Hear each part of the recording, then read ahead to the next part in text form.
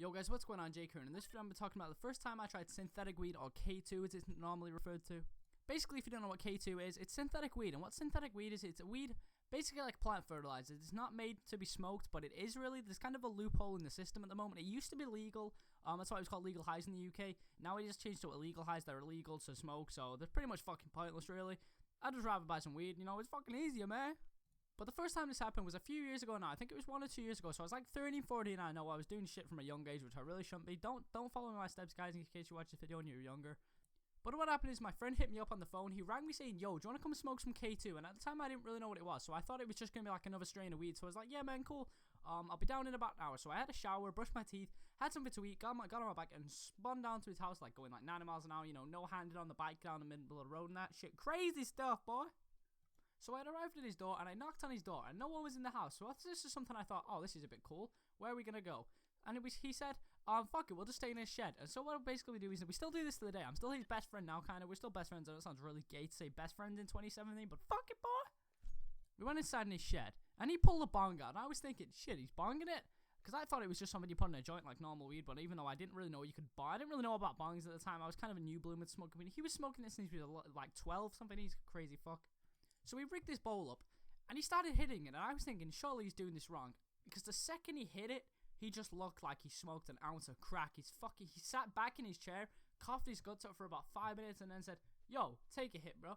And I was like, fuck it, come on then, let's do this. I got the bong, I lit the bong and everything, took the hit, and oh my god, the feeling in my head was so... It was so weird. I'm not going to say it was a bad feeling, because honestly, it wasn't the worst feeling in the world, but it just kind of made me feel sick after a while. A lot happened this day as well. We smoked quite a lot of it. Normally you meant to smoke like a little sprinkler of it in a joint with weed and stuff. But we didn't do that. We were smoking completely spice joints. We call it spice in the UK. It's really bad to be called a spice head. That's like a really bad insult. Doesn't sound like it, but being called a spice head is really like derogatory, if you know what that word means. Like it's kind of offensive. And then me and my friend rolled a joint each. So we rolled up a joint. I rolled a joint and he rolled a joint. And we went up to his shed. We didn't, not his shed, in his fucking attic in his room. So we climbed up his ladder to his attic and we sat on these chairs. And if you don't know what a quilt is, if you don't call it a quilt in different countries, it's basically a duvet, like for your bed, like a big blanket. And he was saying, right, smoke your whole joint. And we smoked it, we were just chilling, talking, just relaxing. And it got to the end of the joint, like the last few drags, and my brain was fucked. I was fried as fuck, dude. I couldn't even move. I was just like, kind of I couldn't move. I felt like I feel like I took like MDMA or something like that. Like I had a really bad rush, but I couldn't even move to experience the rush. I was kind of just slumped down in my seat, trying to contemplate what was fucking happening with my life. And if you don't know what I was talking about the quilt, basically I was lying under the quilt, and my friend said, you know what, I'm going to put this on his phone. He put something called the hearing test on. If you don't know what the hearing test is, basically a sound, it goes really quiet, really loud. It's like frequencies, and oh my god, they send your head loopy, man.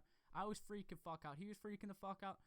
And that's about it for the story, guys. We didn't really do much. I can't remember much of the day after that. I kind of just remembering smoking a lot more, then going getting some weed, and then smoking that, and then going home. That's all I can really remember for the day, guys. If you enjoyed this story, man, smash the like button. It's my first YouTube video on this channel.